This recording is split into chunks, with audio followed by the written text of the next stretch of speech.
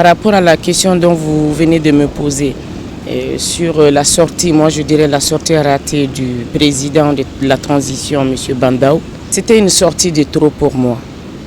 Parce que le Mali vient de traverser un moment dur. Toutes les couches ont été divisées. On a connu un président qui n'a fait que des sorties ratées, qui est le président Ibrahim Boubacar Keïta. Je me souviens, à chaque sortie d'Ibrahim Boubacar Keïta, c'était une sortie de trop. Et je ne veux pas que ce président, qui est le président Bandao, qui est l'espoir du Mali, qui est l'espoir d'un Mali de demain, ne chemine pas le même chemin que Ibrahim Boubacar Keïta. Le Mali est divisé, les Maliens sont divisés.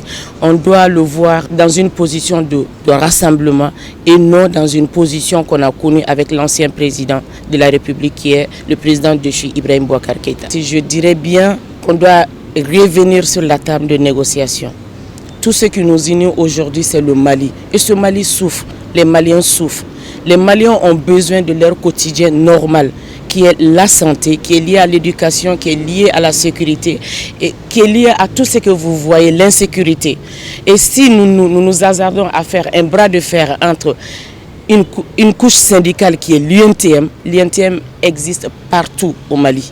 C'est une centrale syndicale nationale. Je ne me vois pas la position de nos gouvernements actuels de faire un bras de fer contre l'UNTM. Ça n'arrangera pas le pays. C'est déjà une grande perte pour la nation, une grande perte pour la population.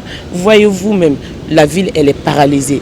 Le Malien vit de son quotidien. Si les banques sont fermées, les assurances sont fermées, les structures publiques sont fermées, les structures sanitaires sont fermées avec le Covid-19, comment on va faire? Et je lance un appel à tous les Maliens, surtout à la jeunesse. Augmentons les discours de rassemblement et ne faisons pas face à nos sentiments. L'émotion ne doit pas prendre le dessus sur tout.